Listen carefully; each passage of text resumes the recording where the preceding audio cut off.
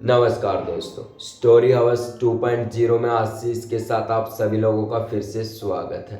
दोस्तों, मैं आशीष कुमार आप सभी लोगों के सामने फिर से एक और खौफनाक और दिल को दहला देने वाले एपिसोड को लेकर प्रस्तुत हो चुका हूँ। ये जो कहानी है या फिर ये जो घटना है दोस्तों, खुद मैंने लिखी है, जो कि काल्पनिक है। ये बस आपको सोचना है। और ये जो कहानी है दोस्तों 2.5 से 5 मिनट की होने वाली है, क्योंकि ये मैंने पहले कोशिश की है। तो आप जल्दी से आप अपने कानों में ईयरफोन लगा लें और शुरू हो जाइए आशीष के साथ। नमस्कार दोस्तों, आज की कहानी साहिल नाम के लड़के की है, जो कि रोहतक में अपनी फैमिली के साथ रहता था और वहीं पर कोचिंग करता था, यानी अगली पढ़ाई की तैयारी कर रहा था कि कौन सा एग्जाम मैं क्लियर करूँ कि जिससे मुझे अच्छी जॉब मिले। तो ऐसे ही उसकी जॉब चल रही थी और साहिल पढ़ाई में भी अच्छा था। तो धीरे धीरे समय गुजरता है तो उसका एक दोस्त था रोहित, जो कि रेवाड़ी में रहता था। उसकी बहन की शादी थी, तो वो उसके पास फ़ोन करता है रोहित के पास साहिल कि भाई ऐसे मैं कैसे आऊँगा, रात का समय है और घर वाले भी निकलने नहीं देंगे। तो रोहित जो है साहिल के फैमिली वालों से बात करता है और कहता है कि मैं आ जाऊँगा, यानी ऐसे ही कुछ बात करते हैं कि मैं मेरे दोस्त को भेज दूँगा या फिर साहिल को आप रात को भेज देना, क्योंकि बहन ने भी कहा कि ये ज़रूर आना चाहिए, क्योंकि जो सबसे अच्छा दोस्त था साहिल रोहित का, तो इसीलिए मतलब कुछ ज़्यादा अच्छी बनती थी। तो इसीलिए रोहित ने साहिल को बुलाया था। और जब साहिल घर से निकलता है अपने भाई की जो फ्रेंड है उसकी बहन की शादी के लिए, तो रात को करीबन 9 बजे निकलता है, क्योंकि जो रोहित की बहन की जो शादी थी उसके फेरे जो थे 1 से 2 बजे के बीच होने वाले थे। वो मुहूर्त का पंडित जी ने अच्छा समय बताया था। तो पंडित जी भी ऐसे इंतजार में मतलब फेरों के लिए बैठे हुए थे 1:30 से 2 बजे के बीच में। और जो रोहित का दोस्त था साहिल, वो रात को करीबन 12:30 बजे की ट्रेन है, कोई रोहतक से चलती है, जो अपने यहाँ पर रेवाड़ी आ जाती है 1 बजे तक, और 2 बजे के फेरे थे। तो ऐसे ही जब साहिल चलता है अपने स्टेशन पर उतरता है, और जो रोहित का घर था वो किसी यहाँ पर रेवाड़ी में एक बस स्टैंड है, उससे पहले एक चौक आता है अम्बेडकर चौक, वहाँ पर रोहित रहता था और वहीं पर उसकी बहन की शादी थी। क्योंकि वहाँ पे एक बुकिंग करवाई गई थी, जैसे धर्मशाला वगैरह वगैरह में शादी होती है ना, तो ऐसे रोहित की बहन की शादी के लिए भी ऐसी कोई धर्मशाला थी जहाँ पर शादी हो रही थी। तो साहिल वहाँ पर पहुँचता है। तब वो रास्ते में जब जा रहा था तो एक रास्ते में एक पार्क पड़ता है, जो कि उस पार्क में अजीब से लोग रहते थे, अजीब सी घटना भी हुई थी काफ़ी। मतलब कोई भी लोग वहाँ पर जाता रात के समय तो उनका जो बिहेवियर था अजीब हो जाता था, उन्हें काफ़ी अजीब लगने लगा था कि यार पार्क में ऐसा होता क्या है।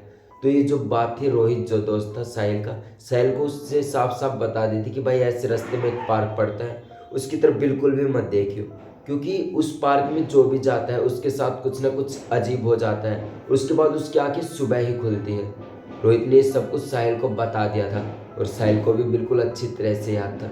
लेकिन होता कुछ अट्रैक्शन एक इस प्रकार का था उस पार्क में, कोई भी उसके पास से गुजरे तो उस पार्क में ज़रूर देखता, क्योंकि उसकी खूबसूरती भी ज़्यादा थी और कुछ अजीब सा महसूस भी होता था। कोई भी उस पार्क की तरफ देखता तो वो तुरंत पार्क की तरफ बढ़ जाता था।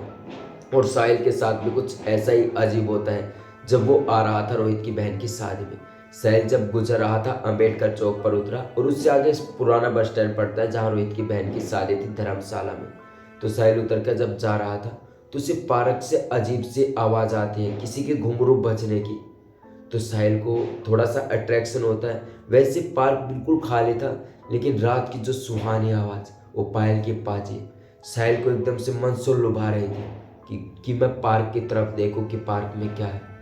तो जबकि उसको बात भी आती कि रोहित ने मना किया था, लेकिन साहिल का जो आकर्षण है, जो आकर्षित होना है, वो पार्क की तरफ हो जाता है अट्रैक्शन एक प्रकार से। साहिल जैसे जैसे बढ़ रहा था कि पार्क से बहुत ही मधुर सी आवाज़ पाजेब की आ रही थी और उसे ऐसा लग रहा था साहिल को कोई पार्क में गाना गा रहा हो। ऐसा ही कोई गाना था, तुमसे मिलने को दिल करता है, हाय रब्बा मैं क्या करूं। साहिल का ये जो गाना था साहिल को एकदम से अट्रैक्ट कर रहा था। साहिल अंदर की तरफ पार्क की तरफ जाता जा रहा था और पार्क के अंदर जाते ही साहिल के मतलब 50 से 100 मीटर करीब अंदर पार्क में जाते ही अचानक एकदम से वो आवाज़ थी गाने की बंद हो जाती है और साहिल को तभी होश हो जाता है। यानी साहिल एक प्रकार से जो वो कहते हैं आप, जो वो होता है दोस्तों मैं भूल गया जिसे वो कहते हैं करते हैं आप, हम हिप्नोटाइज्म कहते हैं जिसे। तो ऐसे साहिल को हिप्नोटिज्म से हो गया। जैसे ही वो पार्क में पहुंचा उस गाने की एकदम से गाने की आवाज़ बंद और साहिल को काफ़ी अजीब लगने लगा क्योंकि उस पार्क में कुछ भी नहीं था, खाली पेड़ पेड़ थे छोटे मोटे। उस साहिल को एकदम से जब वो आवाज़ बंद हुई तो साहिल को होश आया कि मैं कहाँ हूँ। साहिल ने जब पार्क में देखा, एक अजीब सा साया था, काला सा, जिसकी ना कोई परछाई थी, बिल्कुल ऐसे खड़ा था साहिल के सामने, जिसे देखकर साहिल तुरंत ही बेहोश हो जाता है। और रोहित साहिल के पास काफ़ी फ़ोन करता है कि साहिल फ़ोन उठाए और वो बहन की शादी में आए। लेकिन रात को रोहित की बहन की शादी हो चुकी थी, सब कुछ हो चुका था, लेकिन साहिल जो था रोहित की बहन की शादी में नहीं पहुंच सका। तो जब सुबह साहिल को होश आता है तो उसके चारों तरफ पब्लिक थी जो पार्क में बैठी हुई थी। जब साहिल ने ये सब देखा तो एकदम से उसे डर लगा कि मैं यहाँ कहाँ आ गया और ये इतनी सारी पब्लिक कैसे आ गई। जैसे जैसे पब्लिक के 2-4 लोगों ने साहिल को उठाया और होश में लाया, पानी वाले छींटे मारे अच्छे से, और उससे पूछा कि भाई क्या हो गया, यहाँ कैसे आया। तो वो बताता है कि ऐसे ऐसे पुराने बस स्टैंड के पास मेरा दोस्त रोहित है जो वहाँ पर रहता है और उसकी बहन की शादी थी, उसकी शादी के लिए आया था। लेकिन इस पार्क में मुझे अजीब सी आवाज़ आई, घुंघरू की, और कोई गाना गा रहा था। तो उसकी तरफ मैं अट्रैक्ट हो गया और तुरंत पार्क में आ गया। जैसे ही पार्क में आया एकदम से आवाज़ बंद और मेरे सामने काला सा साया, जिसकी कोई परछाई नहीं, ना ही आंखें, ना ही होठ, ना ही नाक, कुछ भी। ऐसे जब वहाँ की पब्लिक वालों ने भी साहिल को बताया, भाई इस पार्क में कुछ ना कुछ अजीब होता रहता है, जब रात के 11 बजे के बाद इस पार्क में कोई भी आसपास नहीं टहलता। और ये बात शायद रोहित ने भी तुझे बताई होगी। साहिल भी कहता है हाँ भाई ये बात तो बताई थी, लेकिन पता नहीं क्या था कि इतनी मधुर आवाज़ थी, मैं खुद को रोक नहीं पाया। और थोड़ी ही देर बाद साहिल के पास रोहित आ जाता है और उससे बताता है कि ऐसा ऐसा हुआ। तो रोहित भी बिल्कुल साफ कहता है कि भाई मैं तुझसे पहले भी कहा था कि इस पार्क में कुछ ना कुछ अजीब होता रहता है। तो यहाँ से मतलब बताया भी था कि पार्क की तरफ बिल्कुल भी अट्रैक्ट नहीं होना है। लेकिन जब रोहित आता है तो साहिल को बहुत समझाता है और कहता है कि भाई अब तो शादी हो चुकी है, अब तो घर चल, बस अब ऐसे बैठ और थोड़ा सा रिलैक्स हो जा। जो भी तेरे साथ हुआ है ये बिल्कुल नॉर्मल ही है, क्योंकि यहाँ पर काफ़ी लोगों के साथ हो चुका है।